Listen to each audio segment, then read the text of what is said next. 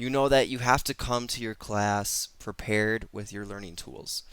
For me, my learning tools or my props, as VIPKID usually refers to these tools. Again, I keep really simple. I have four main props that I use essentially every class, and then a fifth bonus prop that's pretty obvious, but I'll explain further a little later in this review. So, the first prop, my favorite prop that I ever got, $1 at the dollar store as well, the magnifying glass.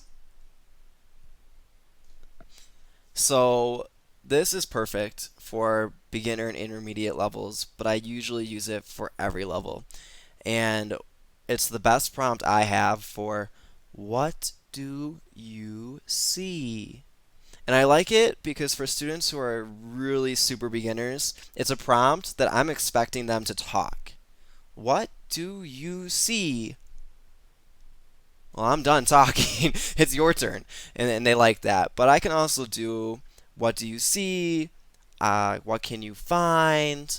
A lot of different things. Sometimes it's fun too with some of the kids who just need a little joke and make my eye really big. They like this a lot. Another prop that is go to for me is my doodle pad. So I've shown this image in my other videos. I'm Teacher Dale. But my doodle pad has a lot of different kind of tricks in it. I got this doodle pad at a thrift store, so I didn't pay more than $3 for it. In my profile, I explained that I'm an artist and a writer and I love to draw, so parents expect to see some of that in my classroom. Some of the stuff is silly, but it's simple. It's my pig. What do you see? I see a pig. And the kids like that I drew it. To be honest, the one that always blows them away is my pictures of Mike.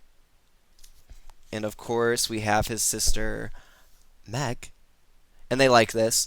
A lot of teachers use Mike and Meg as cues also for the child's turn to speak. So I might say, like, Meg says something, and then Mike says something. And when it's Meg's turn to talk, Meg goes like this, and the student can see Meg.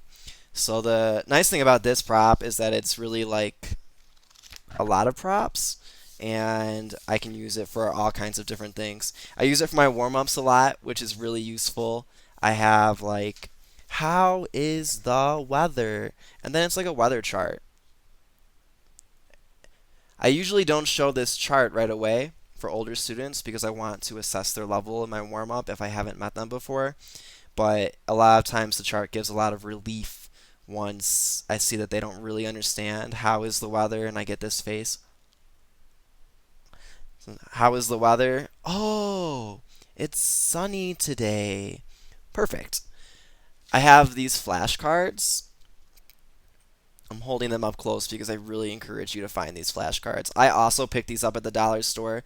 They are hard to find, but I have seen other teachers post on Facebook that you can buy these in online environments like Amazon. So definitely look for these because they are amazing. I use them every lesson in some capacity, no matter the level.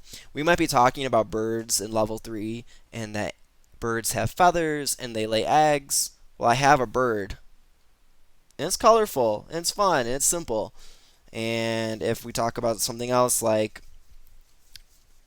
it's raining, even though we're only talking about rain, I can extend the lesson. I need an umbrella. And the kids like it. When there's time to kill at the end of a lesson, if we move quickly, we might talk about the boat. What do you see? I see a boat, but you can really elaborate on this. It's a boat, but here's the sail. Or what color is the boat? It's red and blue and brown. So definitely I would check out some flashcards like this. A lot of people use the letter flashcards or ABCs. Those are really great, but I honestly like these better as my flashcards. I can do a lot with the letters from other props that I don't use all the time or with the drawing. My final prop that I use every class, and anyone who's worked with kids in a physical environment knows the importance of schedules and signals and cues. So I put on these sunglasses in my last minute or two. And it's a signal that it's time to go. It's time to say goodbye. During the goodbye song, the review, counting the stars, the sunglasses go on. I like this look. I feel like I look like I'm going to fly an airplane. And honestly, I think the kids do too. But my regulars, no, they're not sad when it's time to say goodbye. And the goodbyes aren't awkward or rushed or drawn out. It's time to go because Teacher Dale's got his sunglasses on. So that's kind of a cool cue and a prop I use every class. Of course, I can build on this if we're talking about it's really sunny or Meg wants to go to the beach. This is also in my arsenal. So those are the four props I use probably every class. And then my bonus prop is my phone. A lot of people use their phones for digital rewards or whatnot. I use it kind of like a virtual flashcard. One thing that I've been advising teachers to do is use Instagram if you have an account and use that search mode and just search a simple vocab word. So if I want to find a dog, I'll search dog. All the hashtags have millions of dogs for me to see. It's kind of fun for me too because I'm always using a different image for the kids, and I'll show them this dog. Oh, look at the dog. And they get really happy to see this dog. But I can also customize this because some of my kids are tough kids and they want to see this dog. More than the other one. So teaching to my students using a virtual flashcard has been really successful. So those are my five props. I know I said four, kind of another one. I don't really want to include my phone as a prop, but it's something that's really useful in my online classroom.